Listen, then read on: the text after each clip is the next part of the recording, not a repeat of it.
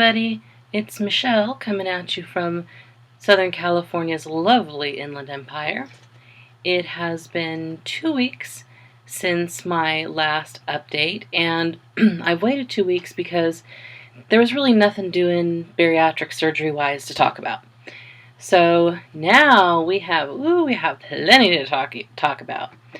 First, stats. I know I'm only pre-op, but you still get stats, because I decided, as I talked about in my last video, to try to lose 1.5 pounds a week until surgery. Because somehow when I set my FitnessPal and my Fitbit up to do the calorie counting for 1/2 pound a week, or sorry, 1.5 pounds a week, that seemed, less restrictive than 2 pounds a week. So I'm happy to report, my last video 2 weeks ago, I was 362.2, and as of today I am 356.2, so that's a loss of 6 pounds in 2 weeks when I was going for 3. So yay, doubles. And if only I could keep that up through this whole time, then we'd all be set, and there you go. Anyway, so those are my stats, and let's get rolling. On Tuesday, I saw my bariatric doctor, not a surgeon. He is called a bariatric physician, or as the lady on the appointment phone called him, the bariatrist. And he was a very young man who had the full-on pompadour with the shaved sides and the scruffy beard, like straight out of the dude bros on The Bachelorette, which I realize that admits to you that I have watched enough of The Bachelorette to know what those dudes look like. Anyway, so I was a little nervous, and he's super skinny. Like, super, super skinny. So I have nicknamed him Dr. Skinny. I believe his real name is Dr. Schamholzer. So Dr. Skinny took me back and asked me a bajillion questions. Oh, by the way, I have Kaiser Permanente insurance. So if you have Kaiser also, this will be about how the process with them goes. If you don't have Kaiser, it's still interesting. I swear I'll make it interesting. So anyway, he took me back into the little room and asked me a billion questions about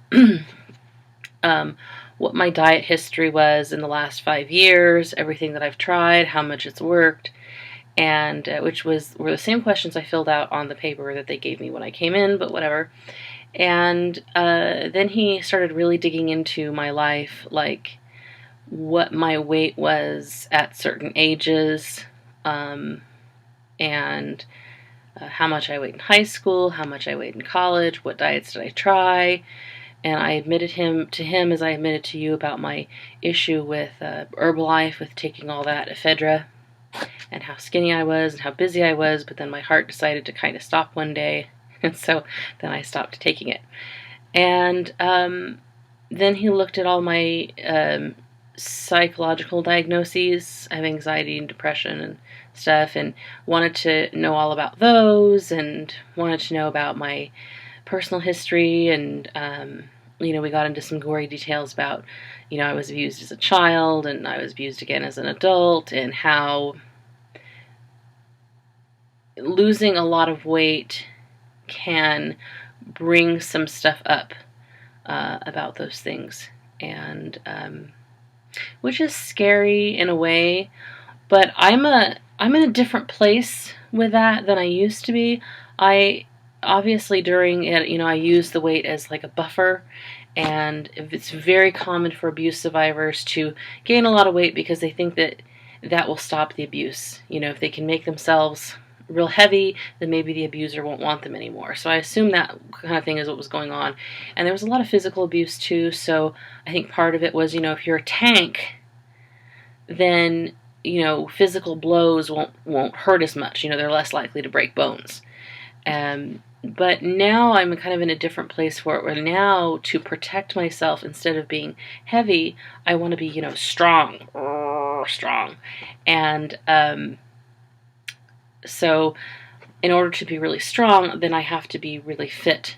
And I am pretty fit for my size, but I would like to be fit at a healthier size. So, that seemed to go on forever. And what he prescribed at the end was he's going to let me take the bariatric classes, which is the next step. I take a weight loss surgery orientation, which I'm going to on Friday, so I'll update you after that. And then after that, I sign up for the bariatric classes, which are 12 weeks, and then there's going to be a bunch more tests and a psych evaluation, and then maybe at the end of all of that, surgery. So what he recommended for me for right now was he is going to have me take a sleep class, because my sleep is totally weird. I sleep in little teeny tiny bits all throughout the day and the night. Like right now it's like 4 in the morning and I'm wide awake, and then around 2 in the afternoon I'll want to sleep and then be up and sleep, and it's just a nightmare. So there's a free sleep class offered by Kaiser. It's a 4-week thing. It's like 2 hours a thing and a class, and I know everybody's thinking like, what can they possibly talk about for 8 hours? At least that's my thought. But he said that even the doctors learn a lot, so I have high hopes for that. And so I have to take those, and then because of my messed up history, he is going to have me see a bariatric psychologist right away. So that is scheduled for the 26th of September. And I recently had blood work, so that's no big thing. I recently had a sleep study, so we're not doing that. And there was something else. Anyway, I don't know. That's all I can think of right now. And then we made this, Kaiser's really big into these things called personal action plans. And he wants me to, I've been good on getting fruit in lately, but not so much vegetables. And he wants me to commit to eating half a plate of vegetables 5 times a week. So, I don't know. When he said that, it kind of rubs me the wrong way. In a way, it's like I'm a little kid. But then I'm not eating half a plate of vegetables 5 times a week. So maybe it's a good thing. And then I told him I'm doing this boot camp style workout, which I am 3 times a week. And he said, okay, well, he wants me to do a 5th day of 10 minutes of brisk walking. And so I committed to that for my little personal action plan. And, he was, he was an okay doctor, but I'm not real thrilled with him, because he seemed kind of skeptical that I was doing this boot camp workout, which I am.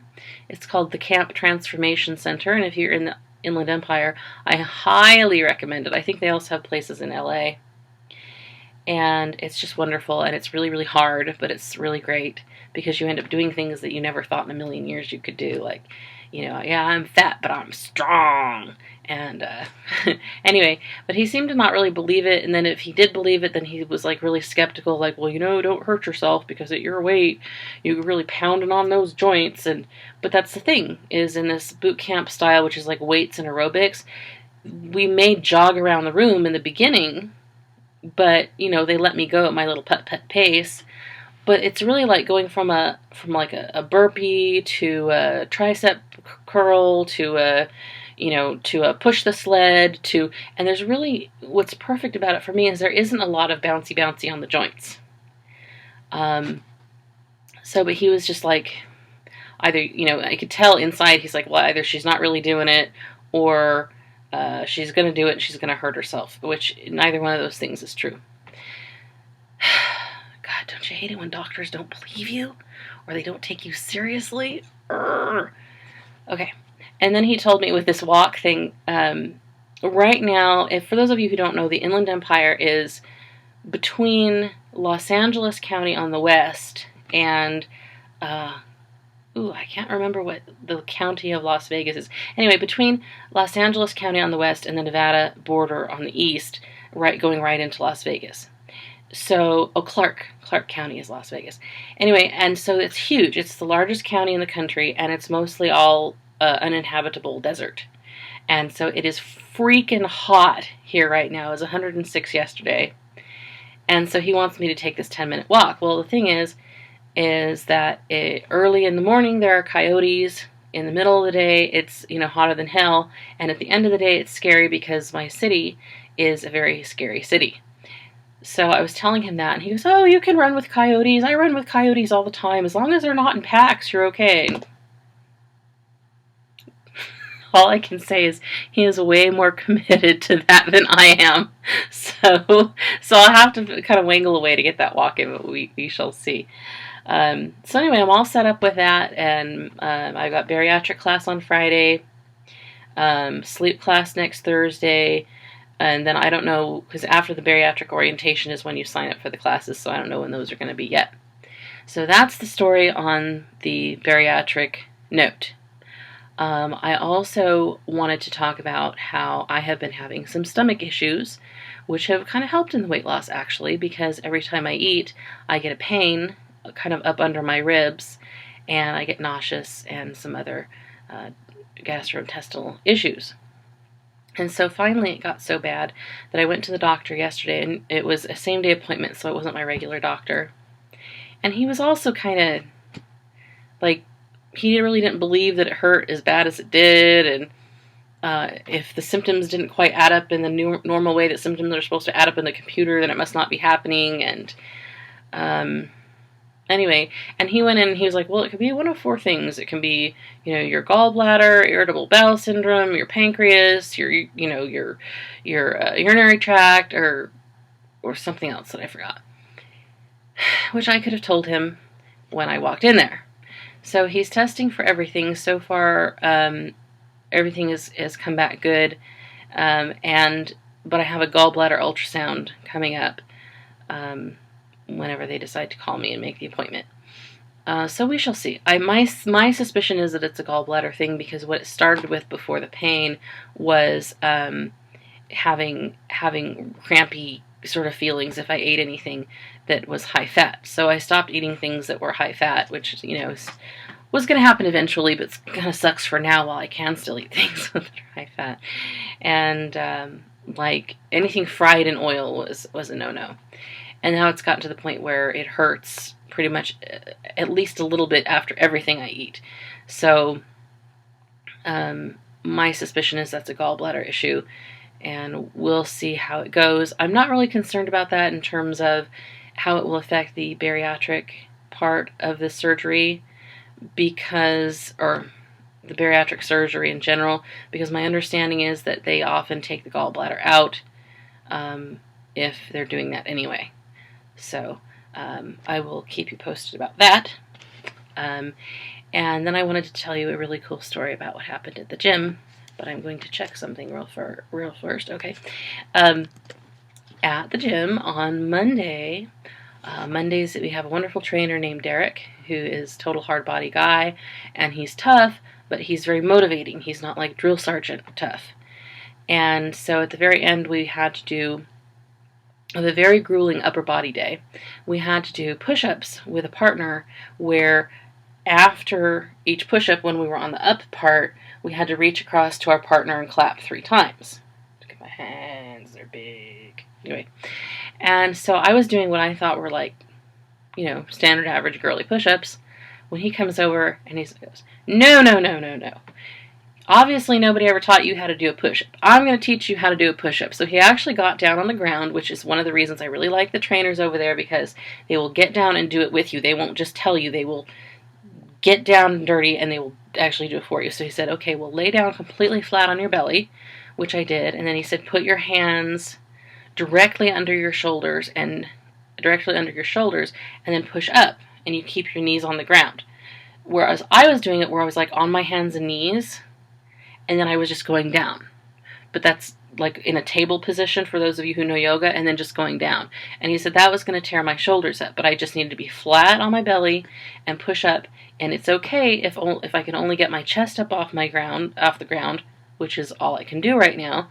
But that was the way to do it. And eventually I would get my belly up off the ground, and I would still be on my knees. Not on my knees, but the balance point would be on my knees, but I wouldn't be like hands and knees and then just going down like that. And we had to do 13 at that point, and we were already on 9, so I only had to do 4 more. But let me tell you, oh my God, it hurt. It was so hard. And you wouldn't think just getting my chest just like that much off the ground would be so hard, but it was so hard. And it was, everybody was leaving because you couldn't leave until you, well, I mean, you could walk up and leave any time. Walk out and leave any time, but you know, you weren't supposed to leave until you finished your push-ups. And my partner who's my best friend, wasn't very patient with me, and so everybody was kind of leaving when I was finishing these last 4, and I was making all these god-awful noises, which I hate to do, but oh well. And instead of being embarrassing, people were like turning around going, you can do it, you can do it. And then when I finally finished my last one, everybody clapped and was very happy for us. And then there was a lady standing next to us who's very thin and fit, and she said, I came here 4 months ago and I was exactly the same way. I couldn't do it, man, and I could barely even get up off the ground, which was a challenge for me when I first started going a couple of months ago. And so that was really, really nice. It is a very, very supportive place, and I did a for real push-up for the very first time in my life ever, and I did 4 of them. So that's why I like that place, because I've done all kinds of things so far that I shouldn't be able to do at my weight, and I have done anyway. So that is my cool, I guess I can call it a non-scale victory. That is my non-scale victory for the week. So, and finally, to end this long ass video, Princess Love tagged me in the WLS tag of 5 reasons why I chose to have weight loss surgery. I'm not sure I'm going to get all 5 in here, but we'll take the big ones out and split them up into little ones, and it'll make 5. Like everybody, I am choosing to get it because I want to look better. You know, I don't want to be the fat girl. I don't want to be the fattest girl in the room. I want to fit into normal clothes and all of that jazz. I want to look better, to me and to everybody else. I admit that with no qualms whatsoever. I want to look better. The next reason is because I am in a really, really good health now, except for this recent stomach issue. You know, I don't have diabetes. I don't have high blood pressure. All my blood work is fantastic, except I have PCOS, and my cholesterol is a little bit high. But other than that, everything's in great working order. I'm very, you know, I'm strong like bull. You know, I'm very strong, but I feel like I'm 37 now, and I feel like there is coming this tipping point, and one day something will hit that balance and knock everything to hell. And I will be sick as a dog, and I'll have all those things, and I won't be able to do anything anymore, and I'll be confined to a wheelchair, and that scares me. That really, really scares me. So it is that fear of my body just one day saying, that's it, I've served you for almost 40 years now, and you've done nothing but abuse me, and screw you, I'm taking off, and you can just live with the consequences. So that's another reason that I'm having weight loss surgery for my health. A third reason is that diets really just don't work for me, and I don't know if it's a willpower or what it is, but I have been on, like everybody, every diet known to man, and the most I've ever lost on any diet was about 22 pounds. And for some reason, when I hit that 20-pound mark, I go just, and the whole diet goes to hell, which I've talked about before in my video, so I won't belabor that point. But they just don't work for me. I'm hungry all the time, and because of some of the abuse that I've had, that's a big issue, and I just can't do it. So I need something in my body to be helping me to do that. A fourth reason would be that I don't want to be obsessed with food anymore. I don't want to be eating food and thinking about what I'm going to eat next at the same time. I don't want food to run my life anymore. I want to enjoy it, but I don't want to obsess about it. And those are the only 4 reasons I can think of. So to complete the tag, maybe I'll think of a 5th one and tell you the next time, after Friday when I have my bariatric class. So that's it for today. Thank you to all my new subscribers, which have been many, and you've been commenting, and all your comments are lovely, and I've been really enjoying watching everybody's videos. Pre-op, post-op, all you guys are awesome. And if you have any advice for me or any questions for me, please do leave it in the comments and I will get back to you. I'm very good about that. And otherwise, please subscribe if you feel like it. I will promise I will be as entertaining as I possibly can while talking about bariatric surgery. So anyway, everybody have a great day. It's like I said, it's very, very early in the morning, so I hope you wake up on the right side of the bed and that you have a fantastic day and everything is sunshine and roses and unicorn piss. So, hooray! Bye-bye.